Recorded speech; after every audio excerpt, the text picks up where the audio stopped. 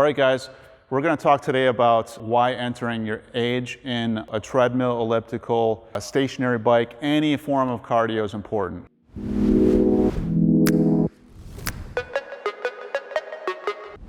The main reason why it's important is because that's how you train for your goal. If your goal is to burn fat or lose weight, that's one way to train. HIIT training, which is interval training, high intensity, interspersed by recovery periods, is another way to train, and that's defined by heart rate. So what we have here is a heart rate chart, and it is basically on the x-axis is age, and on the y is heart rate. And based on your age and your goal, it's going to dictate where you fall in the heart rate chart. So if my age is 40, I enter that into the machine, and my goal is, say, fat burn or weight loss. That's about 65% of your max heart rate. So you're going to be right here. So at 40, I'm going to train somewhere around 108 to 125 beats per minute. However, if I want to do cardiovascular conditioning, I'm going to be in an anaerobic zone or somewhere between aerobic and anaerobic.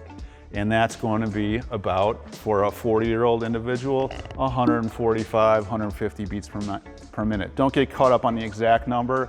It's just a guideline, but it's a lot more precise than just getting on a machine, hitting start, and then hoping for the best, you know, because hope isn't a strategy. All right, so we talked about age and heart rate training and how it all relates. And I kind of wanted to go over on how you enter that in and use that knowledge inside of well, here a treadmill, but you can use it on any other cardio piece. But before I do that, I just want to make a quick comment about, you know, today's technology in the fitness equipment world. We see these consoles with just such advanced electronics, including huge TV displays. Some are seemingly almost bigger than my regular TV. And I get it, we all want distractions and we want the workout to be over and all of that. But a lot of times those advanced consoles, they lead to problems, technical problems with the machine, and they're really expensive to repair. And they're really, a lot of the times, they're just getting in the way of what's important, and that is fitness and the results you're getting from the machine. And it's quite simple, actually, when you really think about it. We just talked about age and heart rate, and here we're going to talk about how, you know, a simple console like this can get you to where you want to go in terms of your fitness goal. And what's cool about this machine is that it has heart rate control programming. A lot of machines nowadays have this, and I'm sure that really advanced techie consoles do too. But like on this particular machine, you enter your age and wear a heart rate strap, and your heart rate comes out wirelessly to the console. It's received. The machine controls the speed and elevation on this particular model to keep you in your zone.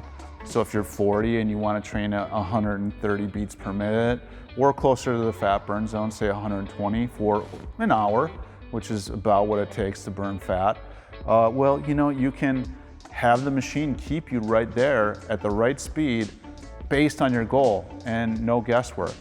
That hope is not a strategy remark. It's completely removed because you actually have a strategy and the machine's keeping you in your zone. Now, some machines will actually do speed or elevation in treadmills. This one, you know, some of the higher end machines will do both.